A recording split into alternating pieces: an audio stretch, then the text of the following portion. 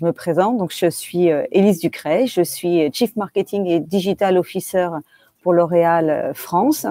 Ça veut dire que j'accompagne les marques du périmètre France, donc on en a 56, dans leur transformation digitale. Donc elle s'opère de plusieurs façons. Premièrement, on déploie la connaissance consommateur, la connaissance marché, tous les insights sur les réseaux sociaux à l'ensemble de nos marques. On les accompagne aussi dans cette accélération e-commerce qu'on a démarré il y a maintenant 4-5 ans et qui, avec la crise du Covid, a progressé de façon impressionnante. Donc, je reviendrai là-dessus derrière. On travaille aussi sur l'optimisation de nos campagnes médias et leur efficacité et la mesure du ROI, ce qui est hyper important, et définir aussi les canaux d'attribution des campagnes médias que l'on met en scène. On travaille bien sûr tout ce qui est CRM, Collect Data, First Party, pour justement trouver les leviers d'accélération business des années à venir. Et puis bien sûr, la dernière activité qu'on a, c'est autour de l'influence et de l'advocacy, comment on fait en sorte que nos marques de beauté deviennent des love brands et que nos consommateurs s'en emparent et soient nos premiers prescripteurs de nos marques sur les réseaux sociaux. Donc voilà pour mes missions chez L'Oréal. Donc, j'ai une équipe de un peu plus de 40 personnes qui m'accompagnent au quotidien parce que 56 marques à la France, c'est quand même beaucoup. Et puis, mais c'est passionnant, c'est des sujets tout à fait différents. Et donc, ce qu'on a vu avec le Covid, c'est il y avait eu véritablement une accélération sur plein d'items différents, notamment sur les usages consommateurs. On a vu que les consommateurs s'étaient emparés du digital et des réseaux sociaux notamment pour échanger entre eux. Donc, il y a eu beaucoup plus de communautés, il y a eu beaucoup plus de coaching. D'ailleurs, vous avez vu dans l'univers du sport, mais même aussi de la beauté. Il y a eu beaucoup plus de conversations. Donc, ça a explosé sur les réseaux sociaux. Et puis, il y a eu beaucoup plus de live. Et avec le live, on a initié finalement la mise à disposition de nos services beauté et du coup l'organisation d'événements comme des live streaming ou des masterclass, etc., pour justement apporter une information à nos consommateurs durant cette période. Donc la crise a fait émerger une attention folle sur les réseaux sociaux. On parle quand même de 5 heures par jour sur le mobile sur les plus jeunes durant cette crise, 2 heures sur les réseaux sociaux. Donc, forcément, il faut être présent et puis il faut aussi anticiper ce qui va arriver. On voit là depuis quelques mois maintenant le phénomène TikTok et la vitesse à laquelle TikTok peut déclencher des ventes chez nous, un intérêt consommateur assez dingue. Donc voilà, donc la crise a accéléré ça, elle a transformé, on va dire, quelque chose qui était déjà émergent. On a vu bien sûr, et je pense que c'est pour beaucoup d'entre vous, une accélération dingue du e-commerce. Le groupe L'Oréal a publié ses résultats et a annoncé qu'effectivement, on réalisait 28% de notre chiffre d'affaires maintenant, Total Group, sur le online. Clairement, c'était pas du tout... on pensait pas en tout cas que ça allait arriver si vite. Et c'est vrai que du coup, ça nous a obligés, nous aussi, à revoir un certain nombre de choses, à nous réorganiser, à identifier des nouveaux business models, à se saisir de cette tendance-là. Et puis, je dirais que ce qu'on voit aussi aujourd'hui, c'est qu'il y a une fragmentation des médias. Donc, on a un écosystème qui s'ouvre de plus en plus et des usages consommateurs qui évoluent. Et c'est assez intéressant dans le sens où ça nous oblige à être finalement très réactifs et très agiles et d'anticiper encore plus rapidement qu'avant des tendances qui émergent. Donc, ce qu'on voit, c'est que cette crise, voilà, elle a accéléré des tendances qui étaient déjà émergentes. Et en tout cas, nous, on était effectivement, on va dire, opérationnels pour adresser ces changements-là. On a clairement gagné beaucoup d'années. On a même appris énormément dans cette transformation digitale. Et ce qu'on voit, c'est que les tendances consommateurs, elles ont aussi évolué et elles se sont aussi amplifiées pendant cette crise. On a vu que l'enjeu de consommer mieux ou différemment était devenu très, très, très important pour les consommateurs. Il y a cette recherche de produits avec des ingrédients plus naturels, cette volonté de comprendre aussi comment les produits sont conçus, où ils sont sourcés. Donc il y a cet enjeu-là des consommateurs qui a vraiment explosé pendant la crise du Covid, parce qu'il y avait certainement une inquiétude, c'est certain, hein, sur ce qu'on consommait. Et donc voilà, ce besoin consommateur, cette tendance, elle s'est renforcée. Et ça nous oblige, nous, du coup, à développer des produits. Enfin, c'est pas une obligation, hein. De toute façon, c'était déjà une tendance qu'on avait initiée, mais voilà, on va encore plus vite pour répondre aux attentes des consommateurs. On voit que ils ont besoin de s'engager pour engager avec les marques. Donc, en fait, ils attendent de nous, clairement, aujourd'hui, non pas qu'on informe, mais vraiment qu'on agisse et qu'on ait des preuves, qu'on montre vraiment qu'on est en train de nous transformer aussi. Et ils ont besoin de ça pour s'engager à nos côtés.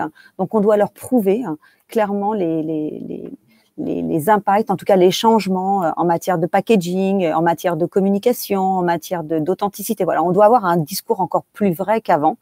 Et ils attendent de ça de nous parce qu'ils savent très bien que voilà, l'écosystème environnemental et social dans lequel on vit est en train d'être totalement bouleversé. Et c'est certainement les marques qui vont être à la manœuvre justement pour accompagner cette transition.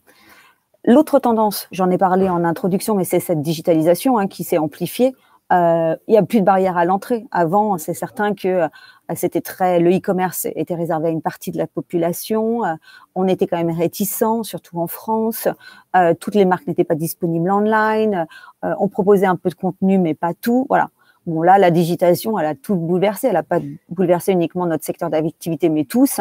Et elle a bouleversé aussi, je dirais, tout ce qui est learning, tout ce qui est téléconsultation médicale, etc. Donc, voilà, elle a touché tous les chantiers. Et donc, il n'y a plus cette barrière à l'entrée dont je parlais. Vraiment, d'ailleurs, on le voit bien avec le QR code. Au départ, personne ne comprenait comment s'en servir. Et maintenant, voilà, c'est devenu un usage tellement naturel pour tous que, en même temps, pour nous, c'est une opportunité aussi pour voilà, utiliser ces moyens-là pour faire connaître encore plus largement nos produits. Mais on voit bien que du coup, voilà, grâce à cette crise, il y a eu vraiment une transformation des tendances qui s'est opérée fortement. Ce qu'on voit maintenant, c'est que le virage digital et e-commerce, il est là, il est présent, et donc il nous oblige, face à une présence que nous avons en brick and mortar, par exemple, à unifier cette expérience. C'est-à-dire qu'on ne peut pas se dire à un moment donné, j'ai un discours online et j'ai un discours offline. Donc, pour nous, chez L'Oréal, ce qui est important, c'est qu'on essaye d'apporter à nos consommateurs la même expérience, qu'elle soit online ou qu'elle soit offline, et qu'elle s'enrichisse des deux, et qu'elle se parle et qu'elle soit unifiée. C'est vraiment, je pense que c'est vraiment l'orientation vers laquelle on se dirige. On a vu pendant des années le brick and mortar vraiment très très fort. On a vu l'émergence du digital arriver et l'accélération e-commerce qu'on est en train de vivre. Mais là, on ne peut pas partir dans deux voies.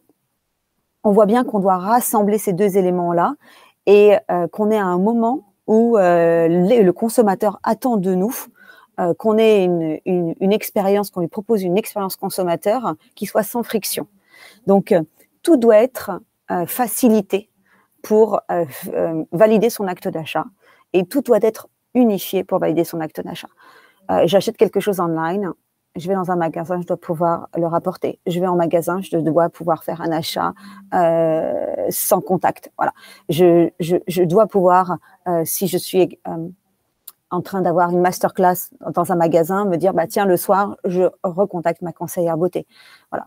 On a beaucoup parlé de click and collect, mais click and collect, c'est un petit élément par rapport à tout l'écosystème qui doit être totalement renouvelé pour répondre à cette attente consommateur qui est vraiment très, très forte. Donc, il y a des nouvelles pratiques qui vont arriver, il y a des nouveaux canaux de vente qui vont émerger. Voilà, chaque jour, on essaye d'identifier finalement le hot topics ou le sujet sur lequel il faut qu'on ait une position. On parlait tout à l'heure de TikTok. TikTok, c'est un vrai phénomène. Donc TikTok va ouvrir la voie du social commerce, là où effectivement pour le moment, en tout cas en France, sur Facebook et sur Instagram, on a beaucoup plus de difficultés, en tout cas nous, en tant que marque, à y aller parce qu'on n'a pas tous les outils de paiement qui sont intégrés dans la plateforme. Mais voilà, TikTok est en train de se mettre en place pour adresser ce chantier-là. Donc, voilà, cette crise, elle nous a fait gagner 5 ans, elle a modifié des usages et pour autant, le lien consommateur n'a jamais été aussi fort. Même si on est sur du digital, qui est très, très transactionnel, on a bien vu que pendant toute cette crise, le lien s'est tissé, le contact émotionnel de la relation avec le consommateur était là et il était hyper important. Et c'est dans cet écosystème-là qu'on doit véritablement rassembler là-dessus, les deux éléments. Donc pour nous, maintenant, on est à un moment où on a identifié 3 priorités. Je dirais que la première, c'est la même qu'avant, c'est-à-dire connaissance consommateur. Tout par de là. On était très product-centric chez L'Oréal pendant des années, c'est certain, et de toute façon, les médias nous ont soutenus aussi là-dedans, parce que quand on est en télé, en presse, en affichage, on est très product-centric. On n'a pas justement le consommateur qui fait état de lui ce qu'il a envie et qui rentre en discussion avec nous. Donc on est, voilà, la première priorité, c'est vraiment de connaître nos consommateurs, identifier ces nouveaux usages, essayer de prévoir les choses. Ça, c'est très, très, très important.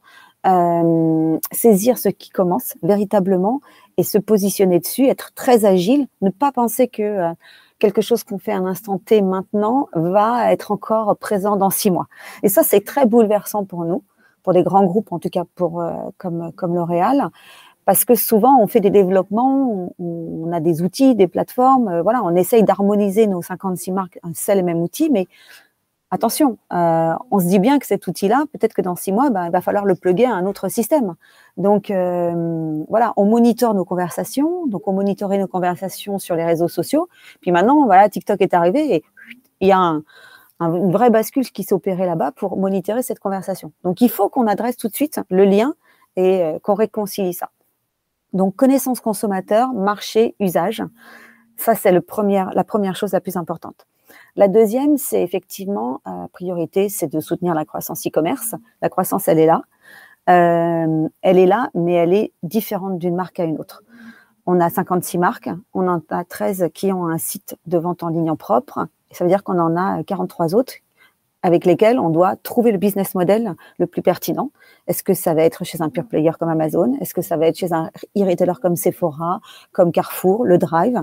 Est-ce que c'est un nouveau business model comme celui qu'on a créé avec VP, où là, on est carrément, c'est un système de brand place, donc nous avons nos espaces de marque à nous et nous vendons nos marques. Je parlais du social commerce tout à l'heure. Voilà. C'est poursuivre cette accélération e-commerce, ça veut dire anticiper des nouveaux business models e-commerce, s'organiser en interne aussi pour les adresser, parce que on peut pas avoir un site de e-commerce en propre et se dire, bon, bah voilà, en année 1, je fais 1 million et je mets 3 personnes dessus, et se dire qu'en année 3, si je fais 20 millions, bah, j'ai toujours 3 personnes dessus. Donc, ça veut dire adresser aussi ce changement-là au sein de l'entreprise, identifier les nouveaux experts de demain dont on va avoir besoin. On parle beaucoup de data aujourd'hui, mais la data, c'est le nerf de la guerre pour comprendre justement ces usages et anticiper les besoins de consommateurs. Donc, voilà, la deuxième priorité, c'est vraiment le e-commerce. Et la troisième priorité, qui n'est pas numéro 3 dans l'ordre, c'est vraiment ce dont je parlais tout à l'heure, une expérience unifiée. On ne peut plus avoir des systèmes qui s'opposent, de virages qui sont pris par les consommateurs en se disant, bah voilà, la data que je collecte depuis mon e-commerce et mon D2C, bah, c'est pas la même que celle que j'ai sur mes points de vente physiques. C'est pas possible. Bah, moi, je m'appelle Élise, j'achète un produit chez une marque, je veux avoir le même service, je veux avoir le même produit, je veux avoir la même qualité de contenu, je veux avoir le même niveau d'information et j'attendrai même plus du e-commerce que du retail, parce que le e-commerce est très transactionnel, là où le retail, la relation avec la conseillère de vente est beaucoup plus émotionnelle.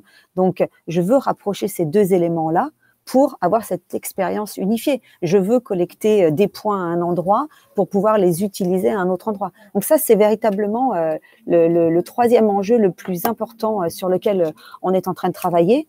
Mais pour ça, ça veut dire aussi accompagner nos équipes, accompagner les conseillères beauté qui sont partout dans le monde pour leur donner les outils pour travailler cette transformation et cette expérience qu'on appelle chez nous O+O ou omnichannel, et éviter justement que des silos se mettent en place et voilà, et qu'on ait un discours totalement unifié et une expérience la plus voilà, on dit sans friction parce que c'est ce qui nous semble le plus important, et puis qu'on travaille aussi tout ce qui est fidélisation. Je pense qu'un des éléments qui est important dans l'expérience omnichannel sur laquelle on doit travailler, c'est justement le fait de dire que comme je suis reconnue comme une personne à part entière dans tous les touchpoints dans lesquels je suis exposée ou dans les points de contact que je vais avoir autour de cette marque, et bien du coup, j'ai mon expérience qui s'enrichit aussi. C'est-à-dire qu'à un moment donné, je dois pouvoir me dire, bah tiens, là j'ai engagé à cet endroit-là, là j'ai acheté à cet endroit-là, mais voilà, au final, je suis récompensée parce que j'ai été sur ces deux endroits-là. Et ça, c'est vraiment, je pense que c'est ce grand virage qu'on est en train d'opérer.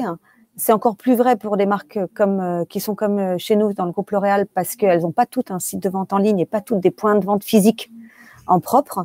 Donc, ça veut dire qu'on doit unifier cette expérience à la fois avec nos partenaires qui ont, voilà, en brick and mortar, les Sephora, etc. Voilà. On doit travailler main dans la main. Et je trouve que c'est hyper riche parce que ça nous ouvre encore la voie vers quelque chose de nouveau et véritablement passionnant. On doit innover, on doit créer, on doit repenser nos espaces de vente, on doit imaginer des lieux de plaisir, des lieux de recyclage, des lieux pour apprendre des choses. Voilà.